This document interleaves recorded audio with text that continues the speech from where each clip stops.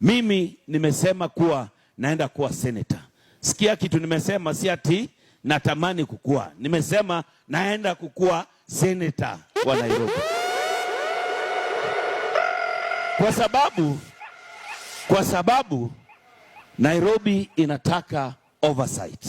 Mtu mwenye anaweza kuja mashinani na jue Nairobi naendeshwa aje kutoka kwa county. Ukiwa kwa radio na kwa TV kila siku, na hata wazee hapa hawajui na wakuoni, kazi inakuwa ngumu sana. Ndio hiyo imepatia hata mtu kama Sakaja kazi ngumu hapa kwa county, kwa sababu senata wetu amekuwa busy uko ndani ya TV na kwa radio na kuji mashinani. Nyumba zikianguka Nairobi, hajui nyumba zinaanguka aje. Unaelewa? So lazima tupate mtu mwenye anaenda mashinani na kuangalia mambo ya oversight.